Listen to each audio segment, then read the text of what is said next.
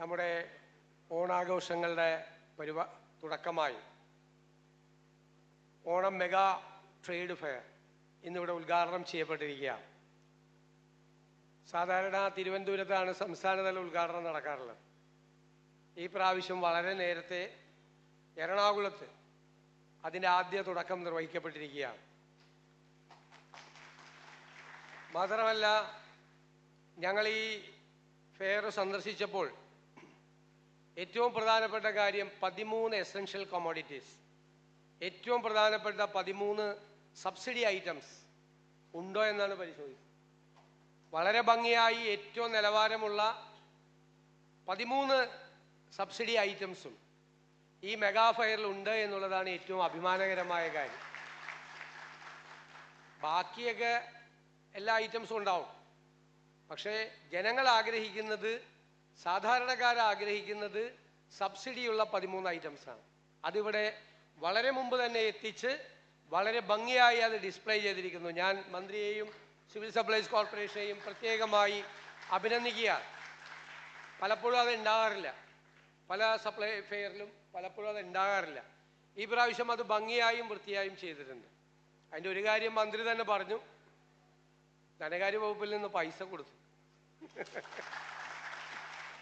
നമ്മുടെ മുൻഗണനകളിൽ ഒന്നാണ് മാർക്കറ്റിൽ ഇടപെട്ട്, പ്രത്യേകിച്ച് ഫെസ്റ്റിവൽ സീസൺ വരുമ്പോൾ കൃത്രിമമായ വിലക്കയറ്റം ഉണ്ടാവും, ഓർഗാനിക് ആയിട്ടുള്ള വിലക്കയറ്റം ഉണ്ടാവും. ഓർഗാനിക് ആയിട്ടുള്ള വിലക്കയറ്റം ഉണ്ടായാൽ അതിൻ്റെ 3 ഇരട്ടി കൃത്രിമമായ വിലക്കയറ്റം ഉണ്ടാവും. ആവശ്യമില്ലാത്ത സാധനങ്ങൾക്കെല്ലാം വില വർദ്ധിക്കും. പരിക്കൊത്തിരി വില കൂടിയ ഈ പറയുന്ന ഈ എസെൻഷ്യൽ കമ്മോഡിറ്റീസിനൊക്കെ വെറുതെ വില കൂടും. അത് കൃത്രിമമായ വിലക്കയറ്റമാണ്. ഈ 2 തരത്തിലുള്ള വിലക്കയറ്റവും എപ്പോഴും മാർക്കറ്റിലുണ്ടാവും. അതുകൊണ്ട് മാർക്കറ്റ് നമ്മൾ വളരെ ശ്രദ്ധയോടുകൂടി നോക്കിക്കാണുകയും കൃത്യമായ ഇടപെടൽ നടത്തുകയും ചെയ്യുക. അങ്ങനെ വിപണിയിൽ ഇടപെടാനുള്ള ഏറ്റവും പ്രധാനപ്പെട്ട ഏജൻസിയാണ് സപ്ലൈകോ. സപ്ലൈകോ ആ ധർമ്മം ഭംഗിയായി നിർവഹിച്ചാൽ നമുക്ക് മാർക്കറ്റിലെ വില, ഏറ്റവും മിനിമം കൃത്രിമമായ വിലക്കയറ്റത്തെ നമുക്ക് പിടിച്ചു നിർത്താൻ കഴിയുമെന്ന കാര്യത്തിൽ സംശയമില്ല. ഈ ആഘോഷവേളകളിലാണ് ഏറ്റവും കൂടുതൽ മാർക്കറ്റിൽ വിലക്കയറ്റം ഉണ്ടാകുന്നത്. അതുപോരാ. അപ്പോൾ അല്ലാത്ത സമയത്തും എല്ലാ ദിവസവും വിലവിവര പട്ടിക പരിശോധിച്ച് ആവശ്യമായ ഇടപെടലുകൾ നടത്താൻ സപ്ലൈകോയെ സജ്ജമാക്കുക എന്നതാണ് ഈ ഗവൺമെന്റിന്റെ ലക്ഷ്യം. മാത്രമല്ല, ഭാവിയിൽ സപ്ലൈകോയെ കുറിച്ച് ഞങ്ങൾ പ്ലാൻ ചെയ്യുന്നത് സർക്കാരിന്റെ സബ്സിഡിയോടുകൂടി നിലനിൽക്കുന്ന ഒരു സ്ഥാപനം എന്ന നിലയിലല്ല, മറിച്ച് സ്വതന്ത്രമായി നിലനിൽക്കാൻ വരുമാനമുണ്ടാക്കുന്ന ഒരു സ്ഥാപനം കൂടിയാക്കി വളർത്താൻ ഉദ്ദേശിക്കുന്നു. അതനുസരിച്ചുള്ള സബ്സിഡി ജനങ്ങൾക്ക് കൊടുക്കാൻ കഴിയും. നമ്മുടെ നാട്ടിൽ സപ്ലൈ ചെയിൻ മാനേജ്മെന്റ് വർക്ക് ചെയ്യുന്നത് എങ്ങനെയാണ്?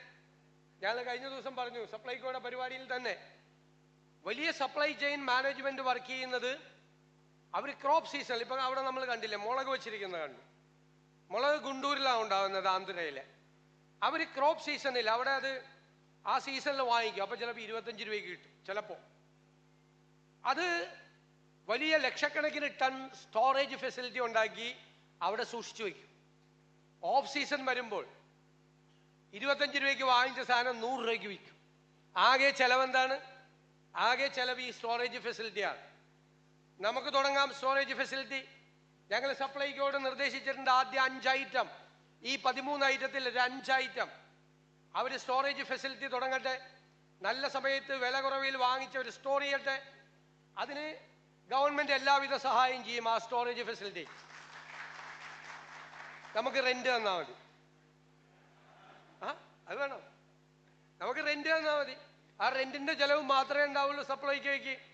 അപ്പൊ 100 രൂപയ്ക്ക് മറ്റ് ഏജൻസികൾ വിൽക്കുന്ന മുളക് നിങ്ങൾക്ക് 75 രൂപയ്ക്ക് വിൽക്കാൻ പറ്റും. മാർക്കറ്റിൽ 100 രൂപ ഉള്ളപ്പോൾ 50 രൂപ ലാഭം കൂടി ഉണ്ടാക്കി. അല്ലെങ്കിൽ ഒരു 10 രൂപ നമ്മൾ എടുത്തെന്ന് വയ്ക്കും, റെന്റ് നമ്മൾ അത്രയൊക്കെ എടുക്കുള്ളൂ. ബാക്കിയുള്ള പൈസ സപ്ലൈകോ ലാഭത്തിലാണ്. അപ്പൊ സർക്കാരിന്റെ മുമ്പിൽ ചെന്ന്, ധനകാര്യ വകുപ്പിന്റെ മുമ്പിൽ ചെന്ന് ഞങ്ങൾക്ക് സബ്സിഡി ഒന്നും വേണമെന്ന്, ഞങ്ങളുടെ കയ്യിൽ പൈസ ഉണ്ടെന്ന് പറയും. വരുമാനം ഉണ്ടാക്കാം, സെൽഫ് ജനറേറ്റിംഗ് ആവാം. അത് ഞങ്ങളുടെ ഒരു സ്വപ്ന പദ്ധതിയാണ്. സപ്ലൈകോയെ വരുമാനമുള്ള ഒരു സ്ഥാപനമാക്കി വളർത്തുക എന്നത്. കൂടെ അവര് 3 പേരും കൂടി പറഞ്ഞത് ധനകാര്യ വകുപ്പിന് രക്ഷിക്കാൻ വേണ്ടിയിട്ടാണ്. എനിക്കിവിടെ ഇരുന്നാൽ മനസ്സിലാവും സാരം. ധനകാര്യ വകുപ്പ് കാശ് കൊടുക്കാതിരിക്കാൻ വേണ്ടിയിട്ടാണ് അവർ പറയണത്. പക്ഷെ നമ്മുടെ ഈ പൊതുമേഖലാ സ്ഥാപനങ്ങൾ ആ രീതിയിൽ വളർന്നു വരണം. ഞങ്ങൾ ഒരു പൊതുമേഖലാ സ്ഥാപനത്തെയും സ്വകാര്യവൽക്കരിക്കില്ല, മറിച്ച് പൊതുമേഖലാ സ്ഥാപനങ്ങളെ സ്വയം പര്യാപ്തമാക്കുക എന്നുള്ള ഏറ്റവും ആധുനികമായ സംവിധാനങ്ങൾ ഉപയോഗിച്ചാക്കുക എന്നുള്ളതാണ്. ഇതൊരു സ്വപ്നമാണ് സപ്ലൈകോയെ കുറിച്ച്. ചിലപ്പോൾ അടുത്ത പ്രാവശ്യം ശ്രീ അനൂപ് ജേക്കബ് മന്ത്രി എന്ന നിലയിൽ ഇങ്ങോട്ട് വരുന്നത് ഈ സ്റ്റൈലിലായിരിക്കില്ല, ഇതെല്ലാം പറഞ്ഞുകൊണ്ടായിരിക്കും വരുന്നത്. അപ്പൊ അങ്ങനെയുള്ളൊരു മാറ്റം കൂടി സപ്ലൈകോയിൽ ഉണ്ടാകും. മാർക്കറ്റിൽ കൃത്യമായ ഇടപെടലുണ്ടാകും.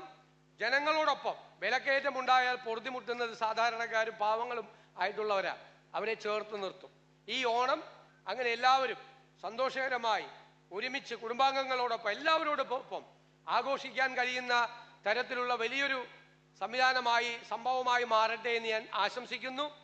ഈ ഓണക്കാലത്ത് ആദ്യമായിട്ട് എല്ലാവർക്കും ഓണാശംസകൾ നേർന്നുകൊണ്ട് ഓണം മെഗാ ട്രേഡ് ഫെയർ ഉദ്ഘാടനം ചെയ്തതായി അറിയിക്കുന്നു. നന്ദി.